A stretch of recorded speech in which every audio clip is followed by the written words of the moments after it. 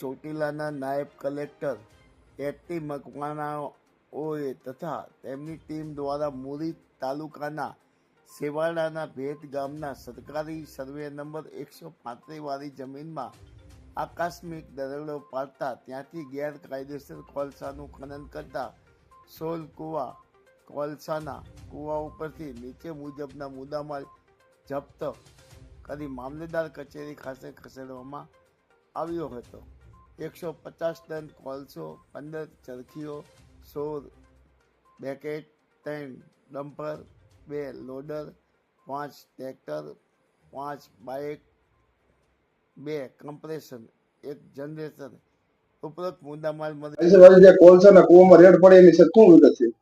અત્રેના ચોટીલા સબ division હેઠળના થાનગઢ તાલુકાના ખાખરાવાળી સીમ વિસ્તારમાં અમારી નાયબ કલેક્ટર પ્રાંત ચોટીલાની ટીમ અને મામલતદાર થાનગઢની સંયુક્ત ટીમ દ્વારા આકસ્મિક રીતે દરોડા પાડતા ખાખરાવાળી સીમ વિસ્તારની અંદર તદ્દન ગેરકાયદેસર રીતે કુવાઓનું ખનન કરી અને કોલસો કાઢવામાં આવતો હતો।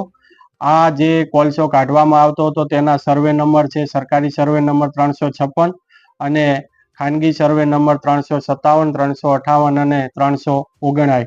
આ જે તદ્દન ગેરકાયદેસર રીતે કોલસાનું જે ખનન કરવામાં આવતું હતું ત્યાંથી જે મુદ્દામાલ છે મુદ્દામાલ જપ્ત કરવામાં આવેલો છે, જેની વિગત છે 120 મેટ્રિક ટન કાર્બોસેલ એટલે કે કોલસો, 15 ચરખીઓ અને 15 બકેટ તેમજ 2 બેરલ ડીઝલ આ મળી આવેલ છે। આ તમામે તમામ મુદ્દામાલની વિગત છે 10,80,000।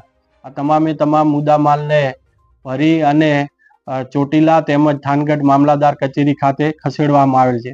આ તદ્દન ગેરકાયદેસર ખનન કરાવતા જે ઈસમો છે એમના નામો પણ આઈડેન્ટિફાઈ કરવામાં આવેલા છે, જેમાં જીવણ હામા ભરવાડ રહે ખાખરાળી, જાગા રાહા ભરવાડ રહે ખાખરાળી, અમરસિંહભાઈ સવજીભાઈ રહે ખાખરાળી, ગોરધનભાઈ સવસીભાઈ, સુનિલભાઈ મનુભાઈ ભરવાડ રહે થાનગઢ અને મનુભાઈ ભરવાડ રહે થાનગઢ।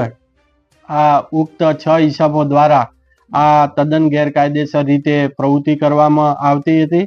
આ તમામે તમામ ઈસમો સામે જુદા જુદા કાયદાઓ અંતર્ગત તેઓની સામે કાયદેસરની કાર્યવાહી હાથ ધરેલ છે।